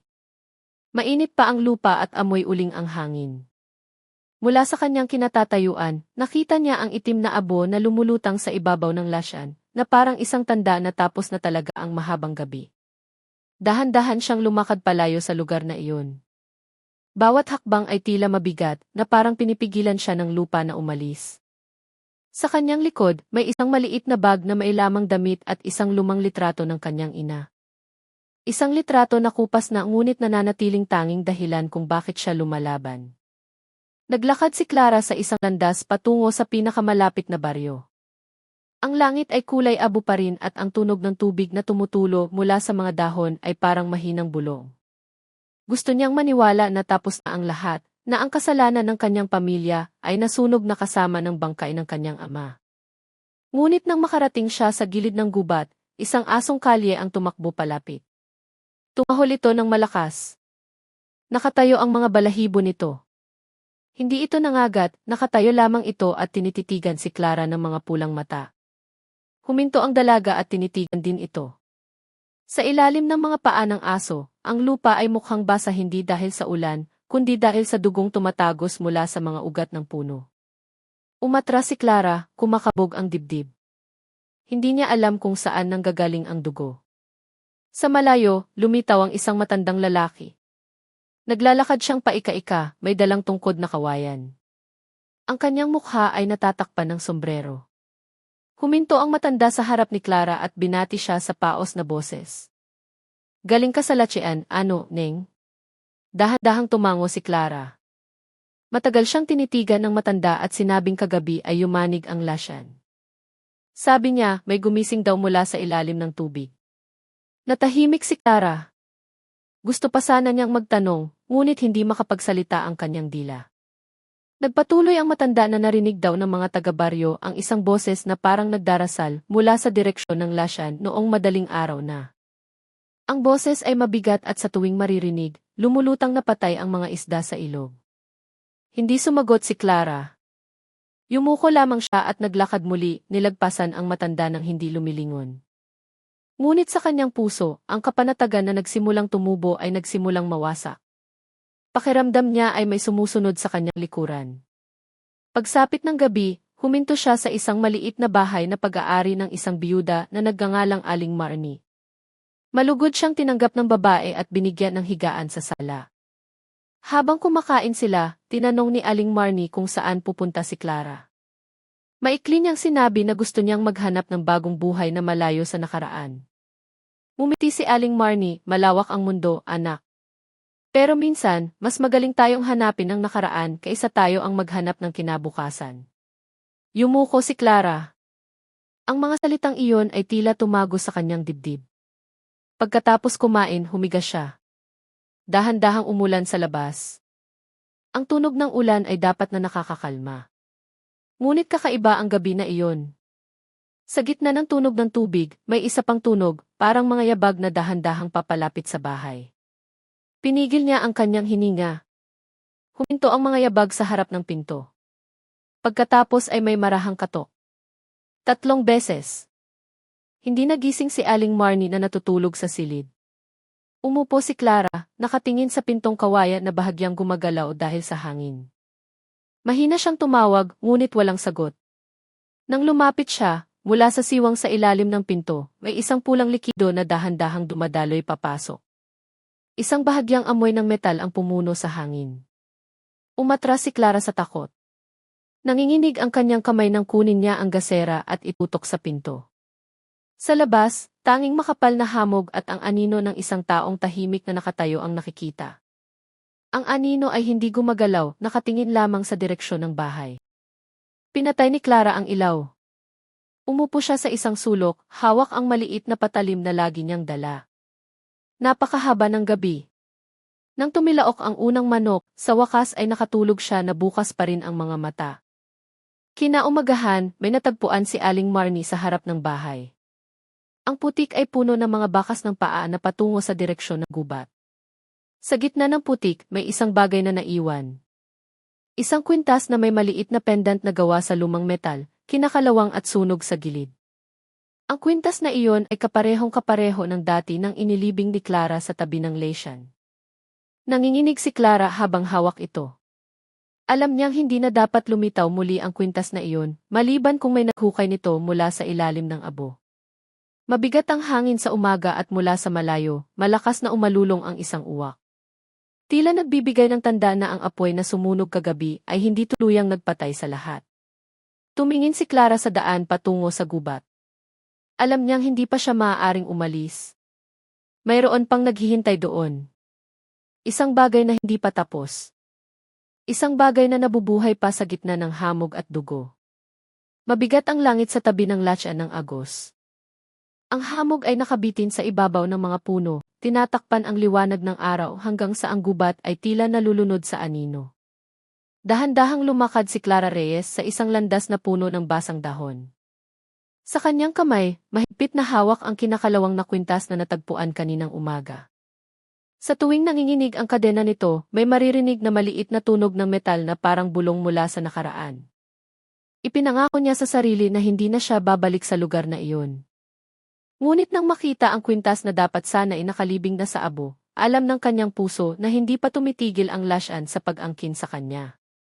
Bawat hakbang niya ay tila hinihila ng isang bagay na hindi nakikita. Ang daan patungo sa latsian ay mas tahimik na ngayon kaysa dati. Walang tunog ng mga kulisap, walang hihip ng hangin, tanging mga hakbang ni Clara at ang kanyang sariling hininga ang naririnig. Sa gilid ng gubat, may nakita siyang isang kakaibang bagay. Doon nakatayo ang mga lumang bahay, halos wasak na. Ang mga bubong ay tinubuan ng lumot at ang mga dingding ay puno ng amag. Ang baryo ay tila lumitaw mula sa hamog. Ngunit dati, matagal nang inabandona ang lugar na iyon simula noong malaking baha maraming taon na ang nakalipas. Pumasok si Clara sa gitna ng mga bahay na iyon. Isang amoy ng alimuom na may halong amoy ng hilaw na karne ang pumuno sa hangin. Tinakpan niya ang kanyang ilong, sinusubukang pakalmahin ang sarili. Sa gitna ng baryo, may isang kubo na buo pa. Ang pinto nitong kahoy ay mahigpit na nakasara, ngunit mula sa siwang sa ilalim, may isang pulang likido na dahan-dahang dumadaloy palabas. Lumapit si Clara na may kumakabog na dibdib. Nang itulak niya ang pinto, bumukas ito na may mahabang alatiit. Agad na sumalakay ang masangsang na amoy.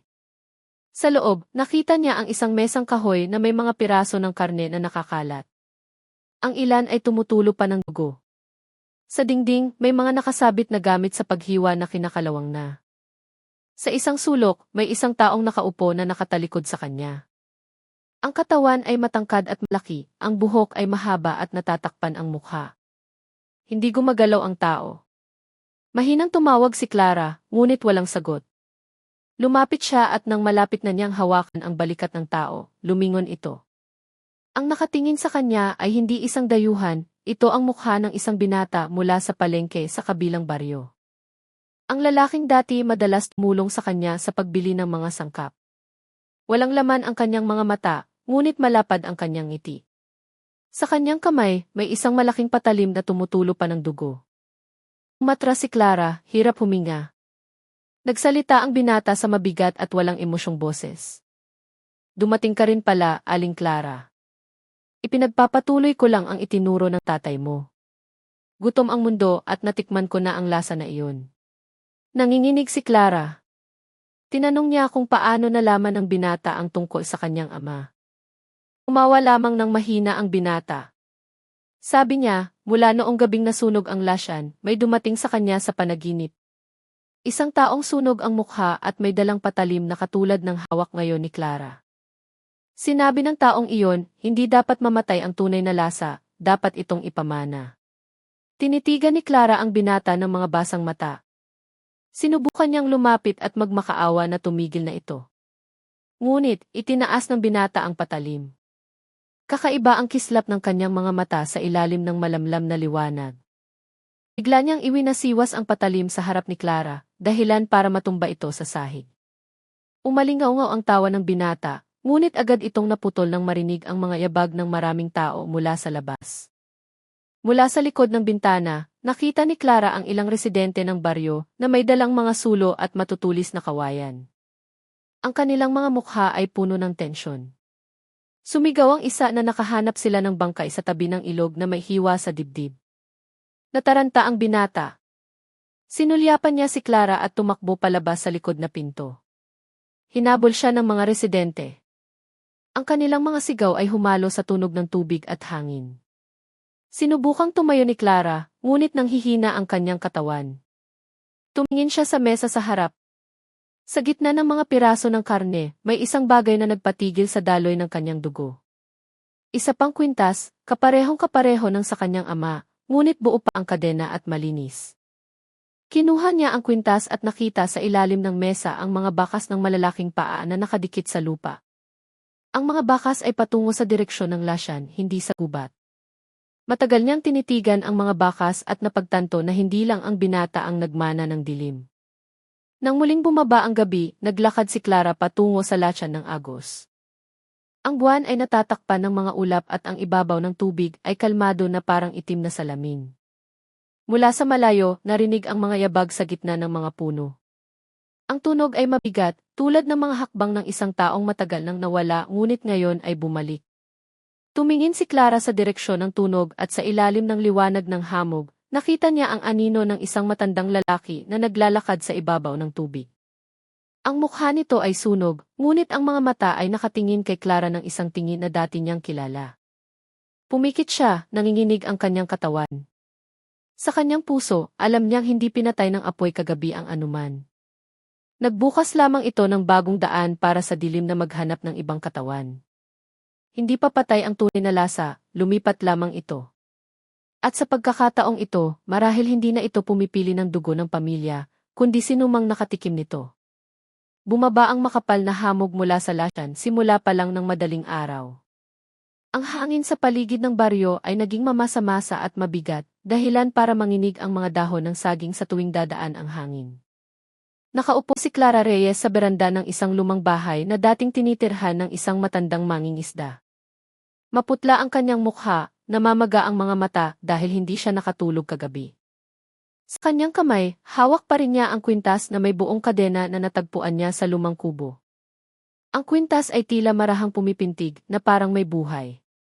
Simula nang mangyari ang insidente kagabi, nagbago ang kapaligiran sa baryo. Nagsimulang kumilos ng kakaiba ang mga tao. May nagsasalita mag-isa sa tabi ng ilog. May tumatawa ng walang dahilan at mayroon ding naglalakad patungo sa lasyan at hindi na bumabalik. Tumigil na sa paglalaro ang mga bata at isinasara na ng mga ina ang kanilang mga bintana bago pa man lumubog ang araw. Tila ang buong baryo ay naghihintay sa isang madilim na bagay na darating mula sa hamog. Alam ni Clara kung ano ang nangyayari. Nakita na niya ang parehong sintomas sa Divisoria, maraming taon na ang nakalipas ng simulan ng kanyang ama na ipakalat ang unang tinda ng karne. Ang dilim ay hindi lamang nabubuhay sa dugo, kundi pati na rin sa lasa. Sinumang nakatikim nito ay magdadala ng isang bahagi ng espiritu na iyon sa loob ng kanilang sarili. Pagsapit ng hapon, pinuntahan ni Clara ang kapitan ng baryo. Ang kanyang bahay ay nasa dulo ng daan, napapaligiran ng bakod na kahoy. Ang lalaki ay mukhang maputla at pagod. Nang makita niyang dumarating si Clara, mapait siyang umiti. Sabi niya, maraming residente ang nagsasabing nakakakita sila ng isang anino sa tabi ng lesyan tuwing gabi. Ang anino ay dahan-dahang naglalakad na may dalang sulo, ngunit hindi nag-iiwan ng bakas sa lupa. Humingi ng pahintulot si Clara na pumunta sa lasyan ng gabing iyon. Tiningnan siya ng kapitan ng may pagtataka.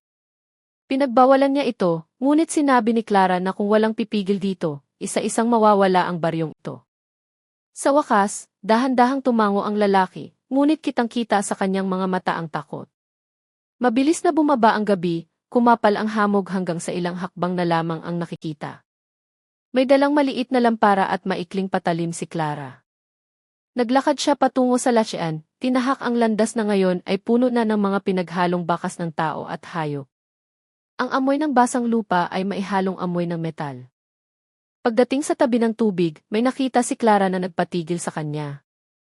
Sa kabilang pampang, sa ilalim ng malamlam na liwanag ng buwan, nakatayo ang dose-dosenang tao, mga residente ng baryo, lahat ay tahimik. Nakatingin sila sa tubig na may mga matang walang laman. Ang ilan sa kanila ay may hawak na mga kutsilyo sa kusina, ang iba ay may dalang mga sulo na ang apoy ay marahang nanginginig. Sumigaw si Clara, tinatawag sila, ngunit walang sumasagot. Tanging isang boses ang narinig mula sa hamog, mabigat at malalim, na parang galing sa ilalim ng lupa. Paulit-ulit na binabanggit ng boses ang pangalan ni Clara, sa bawat pagbigkas ay lalong lumalakas. Tumingin si Clara sa pinanggagalingan ng tunog at nakita ang isang matangkad na anyo na maisunog na mukha na lumalabas mula sa hamog. Ang kanyang kaliwang kamay ay may dalang mahabang patalim na puno ng dugo. Ang katawan ay katawan ni Mang Kiko, ngunit ang mga mata ay hindi na sa isang tao. Huminto siya sa tabi ng tubig at itinaas ang kanyang kamay patungo sa mga residente. Sa isang iglap, lahat ng tao sa kabilang pampang ay nagsimulang gumalaw na parang mga nawalan ng ulirat. Isa-isa silang pumasok sa tubig, dahan-dahang lumulubog ng walang sigaw. Umaalon ang tubig sa lasyan, nagbabago ang kulay at nagiging maitim na pula. Pumikit si Clara at nagdasal. Sa kanyang puso, alam niyang ang espiritu na nabubuhay sa kanyang ama ay naging isang bagay na mas malaki. Hindi na ito nakatali sa dugo o katawan kundi sa lasa. Ang lasa na iyon ay nakahawa na sa buong baryo. Nang imulat niya ang kanyang mga mata, nakita ni Clara ang mga anino na papalapit sa kanyang kinatatayuan. Marahang umaalon ang tubig na parang inaanyayahan siyang pumasok. Itinulos niya ang lampara sa lupa at hinugot ang patalim mula sa kanyang baywang. Alam niyang dalawa lamang ang kanyang pagpipilian, tumakas at hayaang muling balutin ng tunay na lasa ang mundo o harapin ang dilim sa huling pagkakataon. Tumingin siya sa kalangitan na halos walang bituin. Ang tunog ng hamog ay gumugulong na parang mahabang hininga mula sa latyan. Sa kanyang puso, kinausap niya ang kanyang ina na kung kailangang magtapos ang kaluluwa ng pamilyang Reyes, hayaan na itong magtapos sa kanyang mga kamay ngayong gabi.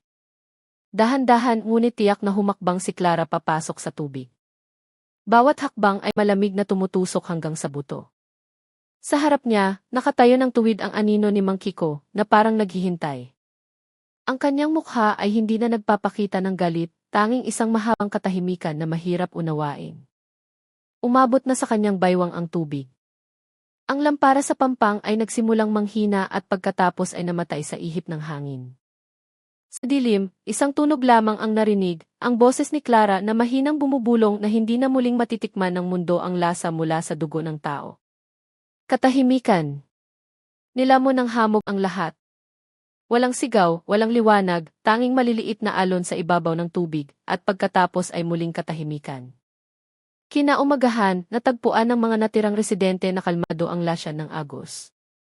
Walang katawan, walang dugo, tanging isang kinakalawang na kwintas na nakalatag sa pampang. 20 taon na ang lumipas simula noong huling araw na may nakakita ng makapal na hamog sa lasyan ng agos. Dahan-dahang tinakpan ng kalikasan ang sugat na dating nakabukas. Tumubo ang mga puno, tinakpan ang mga lumang landas. Tinabunan ng mga damo ang mga bakas ng mga bahay sa baryo na ngayon ay pangalan na lamang. Ang ilog na dating amoy dugo ay mukhang payapa na ngayon. At ang mga taong dumadaan sa lugar na iyon ay alam lamang ang kwento nito bilang isang lumang alamat na ikinukwento ng pabulong sa mga kapihan. Ngunit isang umaga, isang binata ang dumating sa lugar. Ang pangalan niya ay Rafe, isang mag-aaral ng kasaysayan mula sa Maynila na nagsusulat ng isang pananaliksik tungkol sa kwento ng Divisoria at ang alamat ng karning tao. May dala siyang kwaderno, isang maliit na kamera, at isang kuryosidad na masyadong malaki para sa isang lugar na napakatahimik. Ang mga residenteng nakausap niya sa daan ay nagbigay lamang ng maikling payo na huwag magpalipas ng gabi sa lasyan ng agos. Dumating si Rafe sa tabi ng lasyan pagsapit ng hapon. Isang manipis na hamog ang bumabalot sa ibabaw ng tubig at ang hangin ay amoy alimuong. Tumayo siya sa lugar na dating baryo. Ngunit ngayon, tanging mga pundasyon na lamang ng bahay at mga piraso ng kawayang mailumot ang natira. Kumuha siya ng ilang litrato at umupo sa tabi ng tubig. Binuksan ang isang lumang talaarawan na binili niya mula sa isang segundamanong tindahan 1 linggo na ang nakalipas. Ang libro ay luma na at marupok na ang mga pahina, ngunit malinaw pa ring nababasa ang mga sulat. Ang sulat kamay ng isang babae ang pumuno sa unang pahina. Isinulat ko ito hindi para humingi ng tawad, kundi para malaman ng mundo na hindi kailanman namamatay ang tunay na lasa. Ang pangalan ko ay Clara Reyes. Ipinanganak ako mula sa dugong tinuruang maghiwa para mabuhay. Ngunit ngayong gabi, gusto kong maging ang huli. Binasa ni Rafe ang bawat salita na may kakaibang pakiramdam. Pakiramdam niya ay direktang nagsasalita sa kanya ang boses mula sa nakaraan. Ang mga sumunod na pahina ay naglalaman mga tala tungkol sa Divisoria, tungkol kay Mang Kiko, tungkol sa karne na hindi ibinebenta sa anumang palengke, at tungkol sa huling gabi sa lasyan ng agos. Habang lalo siyang nagbabasa, lalong lumalamig ang hangin sa paligid niya. Biglang umihip ng malakas ang hangin. Ilang pahina ng talaarawan ang lumipad mula sa kamay ni Rafi at tinanggay patungo sa lasyan. Tumakbo siya para habulin ito, ngunit napahinto ang kanyang mga hakbang nang makita ang isang bagay na lumulutang sa ibabaw ng tubig. Isang pilak na kwintas na kinakalawang at putol sa isang dulo. Dahan-dahang umuugoy ang kwintas na parang kararating lang itinapon mula sa ilalim ng tubig. Lumuhod si Rafay, nakatingin sa tubig na sumasalamin sa kanyang mukha. Napansin niyang ang anino sa ibabaw ay hindi gumagalaw na katulad niya. Ang anino ay marahang nakangiti habang ang sarili niyang mukha ay nanatiling seryoso. Umatras siya, hirap huminga. Mula sa hamog, narinig ang isang boses ng babae na bumubulong. Ang boses ay malambot ngunit umalinggaw sa tahimik na hangin. Hindi titigil sa pagkagutom ang mundo, anak. Inihulog niya ang talaarawan sa lupa at tumakbo palayo sa lesyan. Ngunit patuloy siyang sinusundan ng boses. Habang papalapit ito sa kanyang likuran, gumulong ang hamog na parang mga puting alon at mula sa loob nito, nakita ang anino ng isang babaeng may mahabang buhok na nakatayo sa ibabaw ng tubig. Nakatingin kay Rafay na tumatakbo na may maputlang mukha. Pagsapit ng gabi, dumating si Rafay sa isang maliit na paupahan sa gilid ng lungsod. Sinubukan niyang pakalmahin ang sarili, ngunit sa loob ng kanyang bag, kusa itong bumukas. Ang huling pahina ay puno na ngayon ng bagong sulat kahit na kanina ay blanko. Ang sulat ay maayos at basa pa ang tinta. Iisa lamang ang nilalaman nitong pangungusap. Bawat lasa na matitikman ay mag-iiwan ng baka sa dila. Matagal na tinitigan ni Rafi ang pahina, nanginginig ang kanyang kamay. Mahigpit niyang isinara ang libro at inilagay sa loob ng maleta. Ngunit ng gabing iyon, nanaginip siya ng kakaiba. Nasa isang palengke siyang puno ng tao, at sa harap niya ay nakatayo ang isang dalagang nakangiti habang nag-aalok ng sariwang pulang karne. Ang babae ay nakasuot ng isang pilak na kwintas na kinakalawang. Nang magising si Rafay, mataas na ang sikat ng araw. Pakiramdam niya ay tuyo ang kanyang lalamunan at maalat ang kanyang bibig. Sa mesa, may isang platong kanin at isang pirasong pritong karne na binili niya kagabi. Dahan-dahan niya itong kinain, sinusubukang pakalmahin ang sarili. Ngunit kakaiba ang lasa, masyadong matamis, masyadong malambot. Tinitigan niya ang natirang karne sa plato at sa isang saglit, pakiramdam niya ay marahan itong gumagalaw na parang pumipintig. Sa mga sumunod na araw, umuwi si Rafay sa Maynila dala ang talaarawan. Nagsulat siya ng isang artikulo tungkol sa alamat ni Clara Reyes at ng Divisoria. Binasa ito ng maraming tao at ang kwento tungkol sa tunay na lasa ay muling naging usap-usapan. Ngunit napansin ng kanyang mga kaibigan ang isang kakaibang bagay. Sa tuwing nagsasalita si Rafay tungkol sa kanyang pananaliksik, ang kanyang mga mata ay tila walang laman at madalas siyang umingiti ng walang dahilan. Isang gabi sa kanyang apartment, isinulat ni Rafi ang huling pangungusap sa kanyang bagong tala. Hindi nga tumitigil sa pagkagutom ang mundo, at ang tunay na lasa ay kailangan lamang ng isang dila para muling isilang. Pagkatapos noon, huminto sa pag-agos ang tinta sa kanyang panulat, ngunit kusa nang lumitaw ang mga sulat sa susunod na pahina, maayos at pino na parang sulat kamay ng isang babae. Ilang buwan ang lumipas, sa isang palengke sa gilid ng Maynila, may isang bagong tindera. Isang binatang may palakaibigang ngiti, ang kanyang tinda ay laging sariwa at mura. Dagsaan ang mga taong bumibili. Sabi nila, ang kanyang karne ay mailasa na mahirap kalimutan.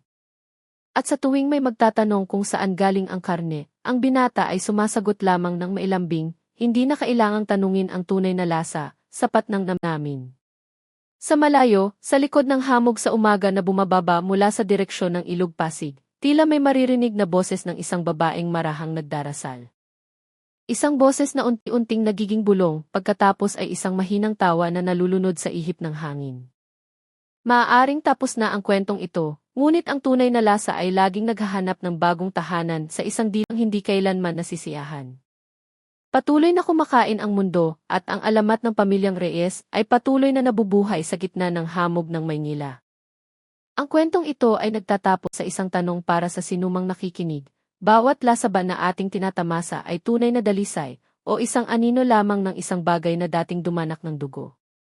Kung naniniwala ka na ang lasa ay maaaring magdala ng sumpa, marahil ay mas mabuting huwag nang tikman ang isang bagay na masyadong masarap para ipaliwanag.